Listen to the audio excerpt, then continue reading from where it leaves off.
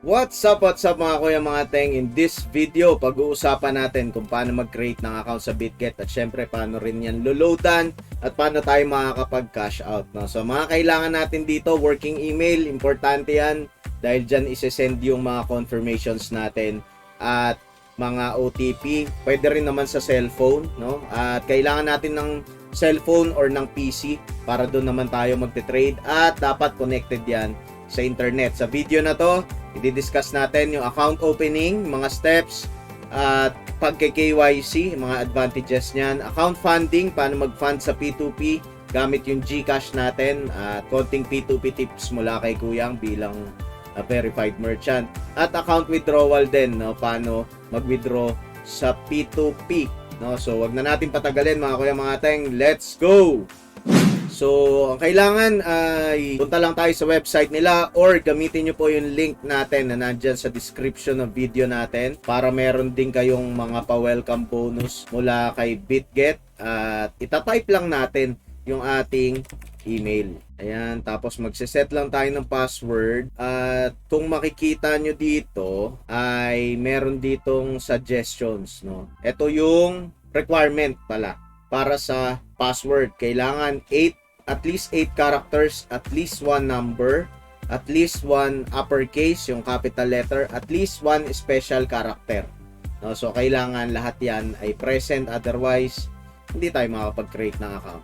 Mag-agree lang tayo dun sa terms of use at click natin yung create an account. Pwede rin yan mobile, no? Pag nilagay mo yung number mo, ay OTP naman isesend yan sa SIM card mo. Dito, email ang gagamitin natin, create an account, tapos click verify, tapusin lang natin yung puzzle at iintayin natin yung verification code na nandoon sa email natin babagsak. So, ayan na.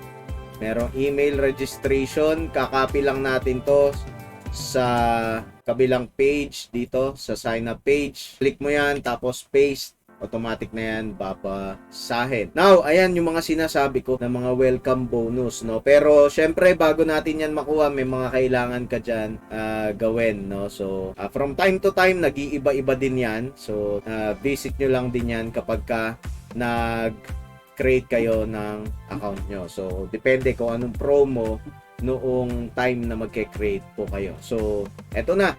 Nakapag-create na tayo. Pero, syempre, hindi pa yan verified, no? Mga kuya mga teng. Now, we will proceed to funding. Paano ba natin to loloadan, mga kuya mga teng? Tingnan natin kung makikita natin yung account limits pala dito. Ha? Level 1 verification. Ito yung kanilang mga limits. Crypto withdrawal. Ay, ito kasi hindi pa tayo verified. So, wala pa tayo. Wala pa tayong verification. So, wala pa. No, so, kailangan may angat natin at least level 1 verification para meron tayong withdrawal limit na up to 3 million USDT daily. No? So, level 2 verification para sa mas mataas naman na limits yan, mga kuya, mga ateng. No? So, yan yung mga advantage ng nakapag-verify sa BitGet. At pangalawa, syempre, mas madali po mag-recover ng account kasi pagka unverified, although I haven't tried, no, na mag-recover ng account, ay sa tingin ko mahihirapan ka na i-prove yung ownership mo kapag ka hindi ka verified, no, kasi wala silang file nung ID mo, nung face scan mo, no. So I would suggest have your BitGet accounts verified kahit na sa level 1 verification lang. At ang pagkakatanda ko, kailangan din yan sa P2P, mga kuya mga teng. So, subukan natin mag P2P nang hindi pa verified. So, click lang buy crypto tapos P2P trading.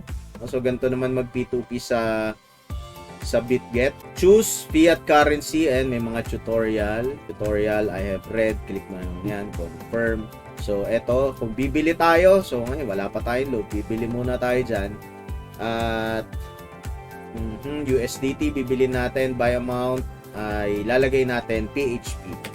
Dahil yan yung pambabayad na. Tapos, select natin GCash. Meron bang GCash? Ayun. Dahil GCash pambabayad natin. No? So, usually sa mga exchanges, bawal yung mga third party. Meaning, si Jose, yung pangalan sa BitGet, tapos ang ipanta-transfer mo si Maria yung GCash, no? So violation naman yon. So usually mababasa mo yan sa mga terms and conditions. Subukan natin si Ed Corpus. Ayan, so pipili ka dyan. Ang tips mula kay Kuyang sa pagpili ng P2P trader kung saan ka magte-trade, choose the merchant na merong mataas na completion rate. Bukod dun sa bukod dun sa presyo nila, syempre gusto mo mas mababa yung presyo kung bibili ka, at yung completion rate nila mataas din, ha. So most probably maraming trades yun, mga teng, at syempre pipili ka yung pasok doon sa yung requirement. Ayan, dito sila lahat, since finilter natin lahat yan may GCash. Subukan natin kay Ed Corpus. Ayun. So ayan mga ateng, pag-click natin ng buy, kailangan makapag-complete muna tayo. KYC verified. Nakabind naman na yung email natin, pero kailangan nating mag-KYC. No, so hindi tayo makakapag P2P hangga't hindi tayo nakapag KYC, pero pwede ka naman mag-trade, no? Pero ita-transfer mo yung iyong funds galing sa ibang BitGet or sa ibang exchanges. Now we click KYC para makita natin paano ba mag-KYC dito kay BitGet. So balik tayo dun sa kanina sa ID verification, i-click natin tong verify, no? So si Kuyang, ang tip ko, mas madali sa cellphone mag-verify. So ilalagay mo lang dito yung first name and last name mo. So let's say ilalagay natin dyan first name at last name natin. At ayan, individual verification. Verify your identity. Ayan na. So use your webcam or phone to photograph your identity document, tapos kailangan mo rin mag-selfie dyan, no? So you can choose document para mai-upload mo. So Philippines, lalagay mo, pipili ka lang, kunyari ay passport. Ayan, pwede mong i-upload galing sa PC mo, or pwede mong continue on phone. Pag kinlik mo yung continue on phone, doon ka magbe-verify, no? So sa akin kasi mas madali dahil most of the time meron ka sa phone mo, or madali mo mapipicturean sa phone mo at diretso mo nang i-upload. Tapos mas madali rin na mag-selfie, mga ateng, kasi gaganyan ka tapos kukurap-kurap ka doon, iikot-ikot mo yung ulo mo para makapag-selfie. Now, pagka napasa mo na yan, yung selfie mo at saka yung ID mo, so yung mga acceptable IDs, yung mga primary IDs, no, SSS, UMID, postal ID, driver's license, syempre, passport, no, national ID.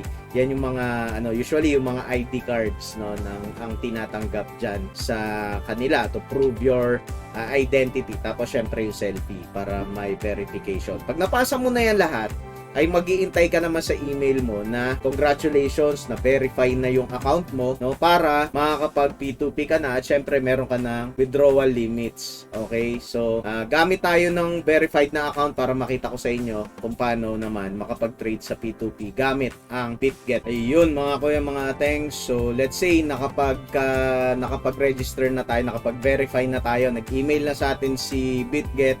So now maglalagin ka ulit, tapos we will try to fund your newly verified na account, no? So pupunta lang tayo buy crypto, tapos P2P trading. So bukod sa pwede nyo i-message si Kuyang ay para makapag-trade, ay pwede rin naman kayo bumili dito sa P2P. Okay, let's say bibili tayo. Okay, buy amount, pwede natin ilagay dito, let's say minimum dito I think is pwede pala piso dito. Piso. Okay. 1, 2, 6. Teka, try natin. Ito siya. So, bibili tayo dito, 56.77, $1. GCash ang gagamitin natin payment method, no? So, nilagay natin yan kanina. Okay. Pay natin $1. Pili tayo ng, let's say, 100 pesos. So we will receive 1.76 USDT. You will select yung payment methods, no, kung paano tayo magbabayad. GCash tayo magbabayad. Then you click buy. So pag click mo ng buy, eto malilipat ka dito sa window na to. Ayan, tapos ay teka, basahin mo dapat yung mga terms and conditions niya. Ayan. Please make a payment, send screenshot. So pagka send mo ng payment, i-screenshot mo, ipo-forward mo sa kanya. No? So ayan yung kanya seller's name, ito, at yung GCash number. No? So pupunta ka sa GCash mo, the usual kung paano ka nagta-transfer ng GCash. Pwede rin naman yan sa bangko kung yun yung payment method mo. No? So usually, syempre, alam mo na kung paano magta-transfer. Okay, now tatransferan natin siya ng 100 pesos. Ayun. So, iba yung pangalan na lumalabas. Then, okay. Sige. Tama pala. So, let's say, nag-send tayo. 100. I-screenshot ko, tapos isi-send ko dyan. So, isi-send ko siya dyan gamit itong cellphone ko. Mas madali mag-send ng screenshot. So, kaya advantage, yung mga nagtitipay, nakakapag-trade din sa cellphone. Okay. forward mo yan dito sa cellphone. I-attach mo lang din yan. Sabi niya proceed. So good sign dahil online yung seller natin, no? So tip ni Kuyang din, no, kapag ka magta-transfer ka, pagka bibili ka, bago mo i-transfer, i-message mo muna yung seller para alam mo na naka-online siya, kasi minsan matagal silang mag-reply, matagal mag-release. No, so ito yung seller ay naka-online, no? So hintayin ko lang mag-reflect diyan yung screenshot na sinend ko, ha. Average release 5 minutes, no? So pipili ka rin ng mga ganyan na seller, no? So be mindful dun sa oras, no? So kanina ito yung 30 minutes dito nakalagay, no? So be mindful dyan sa oras na yan, kasi pag naubos po yan, maka-cancel. Baka mamaya nakapag-transfer ka na. Yan yung time, no? Let's say 30 minutes, yan yung time na allotted sa'yo para makapag-transfer ka doon sa seller at maklik mo tong paid. No? So, since na-pay naman na natin, click natin yung paid. Hindi nagre-reflect yung screenshot na sinend natin.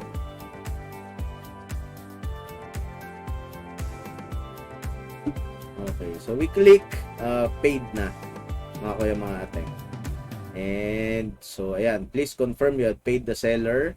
Wag mong i-click yan kung hindi ka pa paid or wala kang balak magbayad, kasi pwede ka ma-report, no? Baka maban yung account mo. So yan na nakalagay, you have marked the payment as paid. Please wait for the counterparty to release the coins. Ayan, so iintayin lang natin yan. So kung PC naman gamit mo, pwede ka naman mag-attach dito. Ayan. So pwede mo yan i-click para makapag-attach. Ayun, may tumunog. Seller has release, no? So mabilis mag-release si Kuyang. Maraming salamat. So ganun lang, mga kuya, mga ateng, na-transfer na yon sa account natin. Now, wag kang masyado matakot, no, kapag ka magta-transact ka sa P2P, especially kung mga verified merchant naman yung mga ka-transact mo, no? So as long as you follow the rules, no, walang third party, no, at wag mong i-click yung page. Syempre, sa kabila naman, pag tayo yung magbebenta, wag mo basta-basta i-release. Kailangan ay na-verify mo sa account. Papakita ko naman sa inyo ngayon. So nakapag-fund na tayo, pwede ka na mag-trade, di ba? So pwede ka na mag-trade ngayon. Now, kung magka-cash out ka naman, o babalik ngayon tayo ulit sa P2P trading, ipapakita ko sa inyo. So nag-reflect na yon, nandyan na sa account natin kasi na-release niya na. Now we are going to sell naman. Ayan. So sell naman tayo. Ayan, GCash 5521. No, diyan natin ibebenta kay Kuya Noel Crypto. Ayan, diyan naman natin ibebenta. The buyer must make payment within 15 minutes, no? So do not leave any message in the remark including, babasahin mo yan. Babasahin mo yung mga terms and conditions niya, kasi iba-iba yan sa bawat sellers, no? Iba-iba po yan. So, click na natin. Payment methods, kung meron siya ibang payment method, ay pipili mo syempre kung ano gusto mong gamit. GCash, you want to sell ilan? $1, let's say. Ipibenta tayo $1, trial lang naman. 1, tapos click natin yung sell. Enter the fund code. So, yung mga accounts natin, no, bago ka makapagbenta, you will be required to set up a fund code, additional layer of protection, no? Additional layer of protection 'yan, mga kuya, mga teng, para sa atin. So, meron ka pa isang password na nandiyan.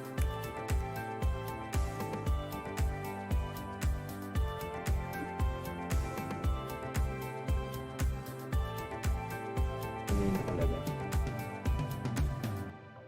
New equipment can be sold P2P 60 minutes. Ano yung sabihin?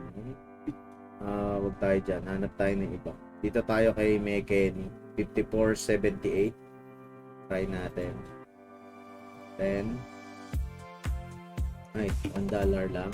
Sell $1, GCash, sell.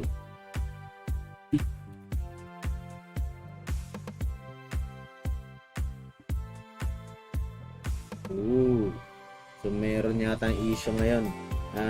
Dito, mga kuya, mga ateng. So, hindi tayo makapagbenta. Usually, kapag bagong create yung account, hindi ka makakapag-sell agad-agad. Kinabukasan pa. May 24 hours yan na cooldown period bago ka makapag-make ng withdrawals, no? So, yun yung nagiging limitation siguro natin dito. Or baka may problema lang talaga yung ano. Kasi ang ano po, account ko po. No, account ko pala to. No, so, may problema siguro sila, no? So, intay tayo ng ibang pagkakataon. Pero ang tips ko para makapagbenta ka, para pumili, no, you want to see yung completion rates nila above 98%, no? Marami dito mga 100% dahil bira naman yung mga nagte-trade. Pero anyway, bukod do sa presyo, gusto mo mas mataas mo mabenta, syempre dahil magbenta ka.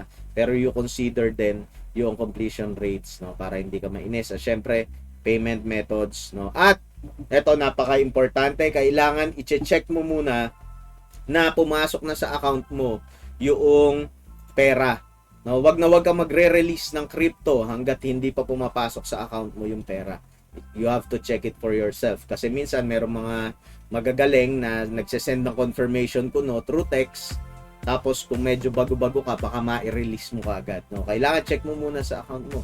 Kung hangga't hindi dumadating doon, kahit anong sabihin, kahit anong i-send na proof ng seller ay ng buyer mo, wag mo i-release yung pera. You will not be required to release the USDT kung hindi, hangga't hindi mo na re-receive yung peso, no. So you can send proof pagka nag-appeal siya or nag-report siya, pwede mo ilaban yan, no, kasi verified ka naman, no. So you have your identity na nandyan. At syempre meron kang proof na hindi pa talaga pumapasok, mga kuya, mga teng. So do not be mistaken dyan sa common error po na yan. So ayan, so makakapag-withdraw ka na gamit yung P2P, papunta naman yan sa GCash mo, no. So pagka nagawa na yan, o din nakapag cash out ka na. Congratulations sa iyo. Susunod na video natin, tuturo naman natin kung paano makapag-umpisang mag-trade dito sa BitGet, no. So until the next video, mga kuya, mga teng, bye.